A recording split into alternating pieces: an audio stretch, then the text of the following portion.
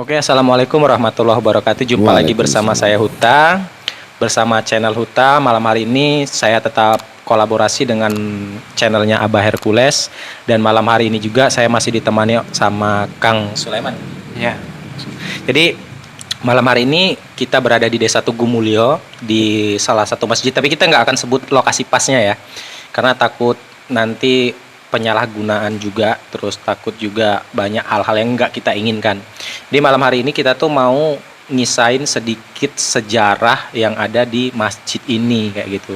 Jadi dengar-dengar kisah masjid ini tuh banyak sekali cerita-cerita sejarah dan beberapa peninggalannya juga kayak gitu. Di malam hari ini tema kita cerita tentang masjid yang banyak sejarahnya. Oke, Kang Sulaiman, boleh sedikit cerita tentang kisah-kisah masjid dari dulu sampai sekarang, bisa diceritain? pertama kali masjid ini kan perintisnya itu dari tokoh-tokohnya itu dari pendukung masyarakat sini, yang nggak seberapa banyaknya sih masyarakatnya, ya namanya dulu penduduk masih belum banyak sebegini. Mendirikan masjid ini juga kisah-kisahnya agak agak runyam gitu kan, karena orang-orang belum banyak yang begitu mengetahui bahwa kesadarannya untuk mendirikan masjid itu bagaimana. Ini agak agak tantangannya itu agak sulit juga.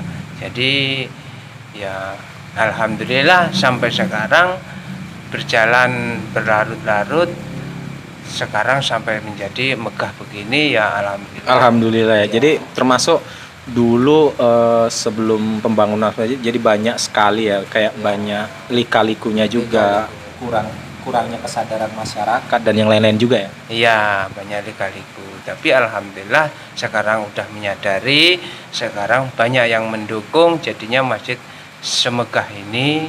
Jadi sekarang masyarakat sudah banyak yang sadar yang namanya agama itu lebih penting.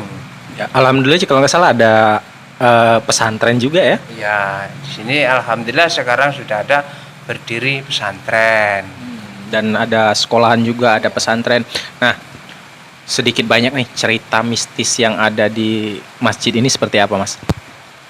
Ya, karena mistisnya kalau zaman dulu masih mau mendirikan, ya mistisnya banyaklah gangguan yang namanya makhluk halus, jin itu mungkin biar penduduk sini merasakan terganggu. Mungkin jin yang jahil-jahil itu ya wajar sih kalau mengganggu yang namanya keimanan manusia mau berbuat baik itu kan, dia itu mengganggu.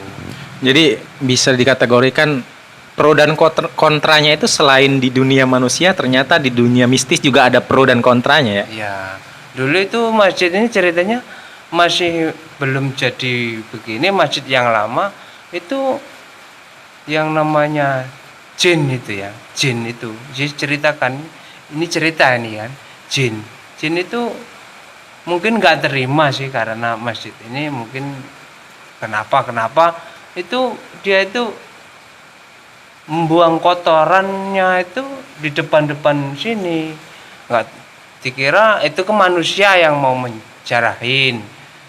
Ternyata setelah diyasin, dikasih yasin, berapa orang yasin masyarakat sini, dikasih hitungan dengan jagung itu, kalau siapa yang Berbuat nanti dia akan sakit perut. Gak taunya malah dibuang lagi kotorannya itu berupa jagung. Oh, ternyata bukan manusia, itu berarti jin. Jadi pernah didoain dulu, ternyata yang berbuat bukan manusia. Nah, kalau dari pandangan Abah Hercules nih, Karena satu gini Mas Huta, yang namanya zaman dulu, sebelum kita lahir, sejarah itu sudah ada.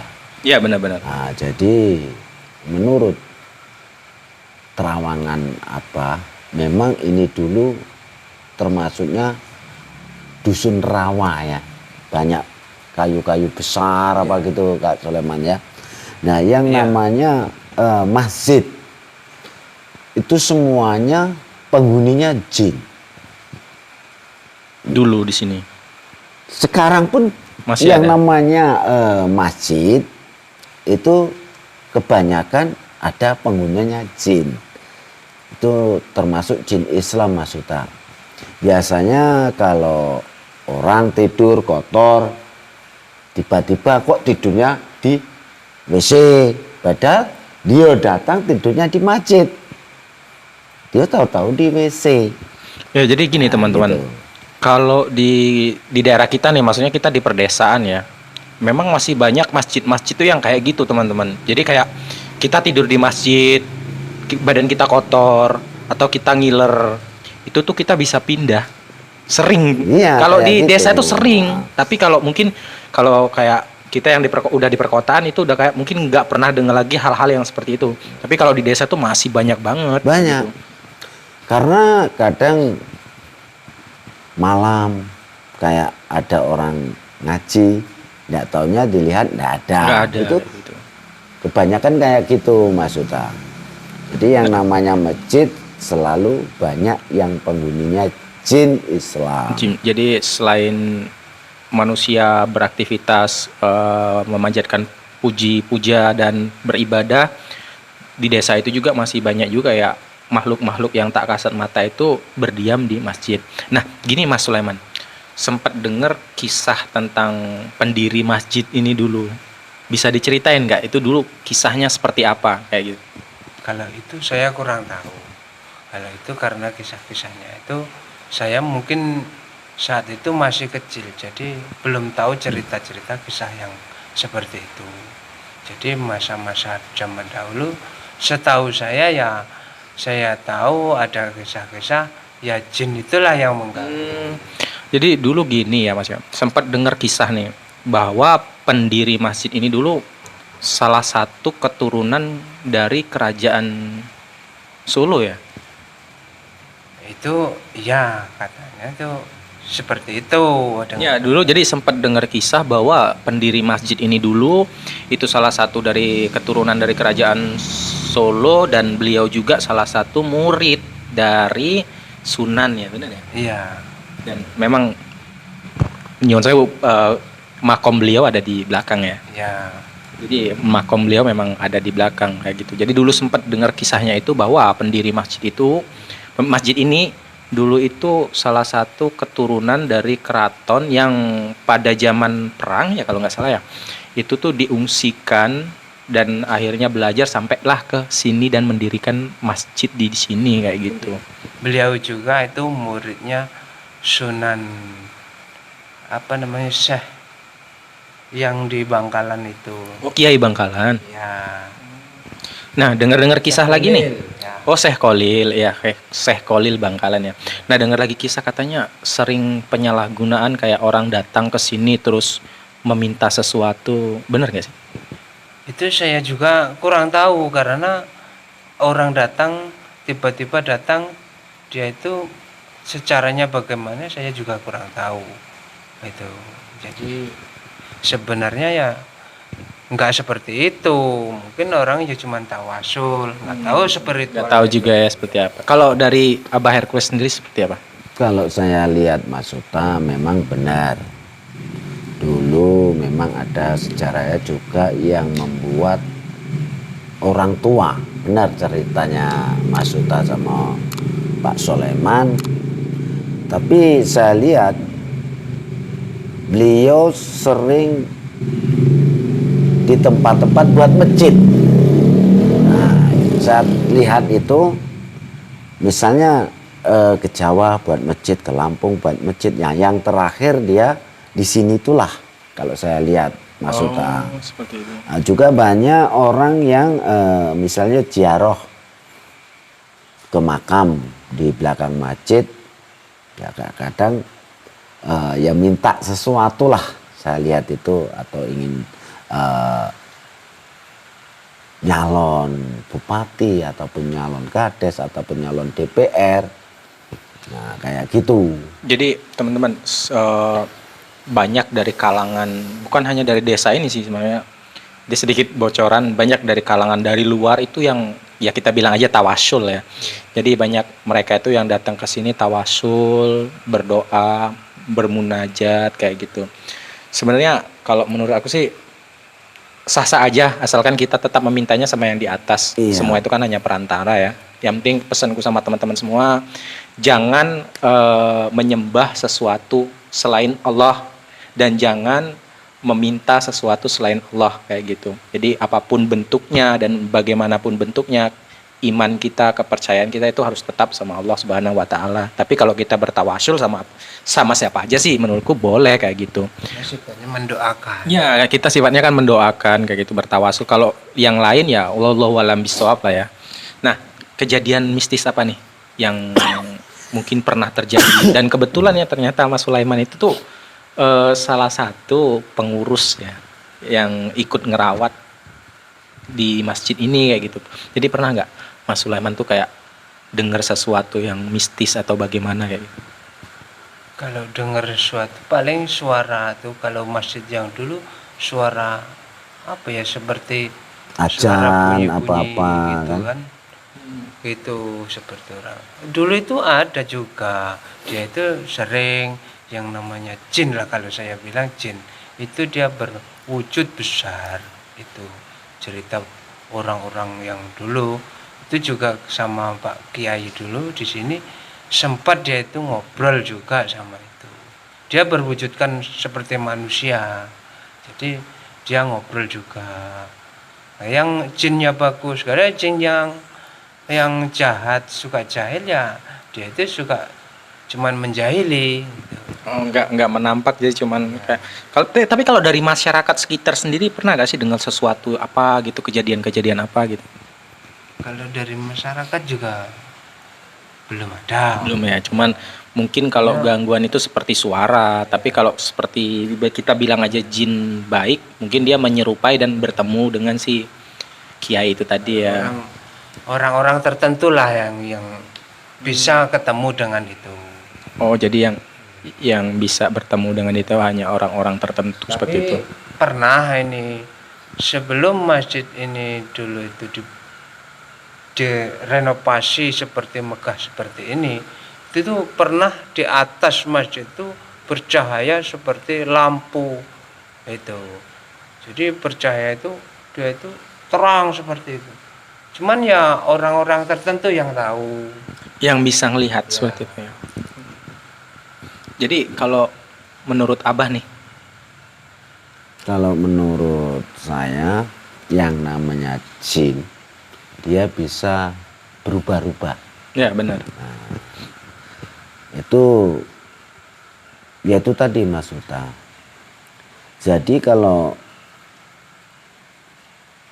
kadang orang itu imannya tambah kuat, jin itu juga selalu mengikuti. Nah seperti itu.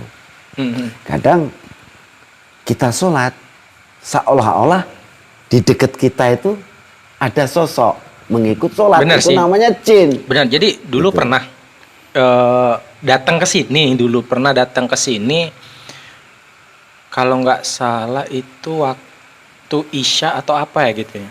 Aku agak lupa sih, pokoknya malam sih karena memang udah perjalanan malam akhirnya mampir ke masjid ini. Kenapa saya agak sedikit mengangkat kisah masjid ini karena dulu pernah mengalami pribadi. Jadi pas perjalanan malam karena udah telat sholat Isya itu sekitar jam 11 malam. Saya mampir ke sini nih. Saya sholat di belakang saya sama di sebelah saya itu tuh kayak ada orang yang ikut sholat. Tapi setelah saya salam terakhir, saya benar-benar nggak lihat ada orang. Benar-benar nggak lihat ada orang sama sekali. Ya, seperti itulah Mas Uta. Makanya kenapa saya kok agak penasaran sama masjid ini kayak gitu. Ternyata memang sebenarnya tuh di balik megahnya masjid ini tuh banyak sekali tersimpan cerita-cerita misteri seperti yang tadi kayak ada di belakang ada makam. Cuman tetap ya masjid ini saya rahasiakan karena tidak mau nanti ada orang yang salah guna terus sampai jadi musyriknya orang kan saya nggak mau kayak gitu. Makanya lokasinya itu saya rahasiakan, nama masjidnya pun saya rahasiakan kayak gitu. Terus apa lagi, Pak? Nah seperti itu Mas Uta, kita sholat, kadang dia juga ikut sholat. Iya benar. Seolah-olah Tapi ya kadang karena mengganggu biar tidak kusuk. Oh. Seperti itu sifat jin itu. Tapi kalau yang waktu itu nih, Bah ya, kalau saya ngerasain seolah-olah dia ikut berjamaah dengan saya kayak gitu. Iya, yang namanya jin dia ya pengen dapat ganjaran ataupun amal dari sama iya, pencipta. Yang namanya jin Islam loh. Iya, benar-benar. Jadi selalu mengikuti, kalau orang itu iman lan takwanya kuat, ya dia sering mengikuti orang itu. Biar apa, imannya itu kendor. Gitu. Mas Sulaiman, ada lagi nggak kisah-kisah mungkin yang menarik atau bagaimana? Mungkin ya, seperti itulah yang saya bisa ceritakan setahu saya. Jadi mungkin kita nggak bisa terlalu ungkap banyak kisah yang ada di masjid ini karena memang umur kita tuh jauh banget sama di masjid kayak gitu. Dan beliau juga yang dulu pendiri pun kita nggak tahu kayak gitu kan. Maksudnya nggak tahu tuh umurnya udah, kalau sampai sekarang tuh udah berapa lama, umur usia masjid pun kita nggak tahu udah seberapa lama kayak gitu. Mungkin Abah ada yang mau disampaikan pesan-pesan buat teman-teman yang nonton? Oke, pemirsa dimanapun kini Anda berada, apa pesan yang namanya masuk ke masjid apapun tempat suci, ya harus bersih, Mas Bersih, Usta. ya, Itu pesan dari saya, Mas Usta. Karena ibarat kata jangankan manusia, golongan mereka pun menjaga gitu loh. Kenapa kita juga sebagai manusia tidak turut ikut menjaga kayak gitu ya Pak ya? Iya, iya. Kalau buat Mas Sulaiman ada yang mau disampaikan dengan teman-teman? Ya, teman-teman, kalau pesan saya seperti Abah ini tadi, kalau masuk masjid kita harus hilangkan yang namanya disucikan hadas besar. Jadi jangan sampai kita menyandang hadas besar. Dan hadas kecil juga ya? Hadas kecil itu nggak masalah, yang kita kan namanya hadas kecil itu kita kan batalkan wudhu. Kita kalau mau ibadah, mau baca Al-Quran, sembahyang, itu lebih baik kita Berwudu. pakai air wudhu dulu. Karena itu kalau nggak kita berwudhu, itu namanya haram. Kalau hadas besar itu, Mas Uta, itu termasuknya kotor. Iya, benar. Nah, itu diharamkan masuk ke dalam masjid. Jadi kalau dari saya pribadi nih teman-teman ya, dimanapun kita berada, dimanapun tempatnya, senantiasa selalu ingat kepada Tuhan ya. Maksudnya walaupun musola atau masjid ini terkenal dengan hal-hal misteri yang luar biasa, kita tetap memintanya kepada Allah, menyembahnya kepada Allah. Tapi kalau kita bertawasul, namanya kita mendoakan, sama siapa aja boleh. Yang penting tujuan kita tetap kepada Allah dan jangan pernah kita meminta kepada siapapun selain Allah Subhanahu wa taala. Ya, sebelum kita akhirin ya, jangan lupa kalian semua like, subscribe, komen, share sebanyak-banyaknya ke teman-teman. Siapa tahu teman-teman kalian ada yang suka dengan konten-konten yang seperti ini. Terus jangan lupa kalian juga subscribe channelnya Abah Hercules dengan Huta 1811 supaya kita itu lebih semangat lagi bikin konten-konten. Mungkin video kali ini sampai di sini aja dulu. Next kita akan lanjut, kita cari tahu lagi seberapa kisah misteri di desa ini. Segitu aja dulu ya semuanya. Makasih buat kalian semuanya. Wabillahi taufik walhidayah. Wassalamualaikum warahmatullahi wabarakatuh. Waalaikumsalam warahmatullahi wabarakatuh.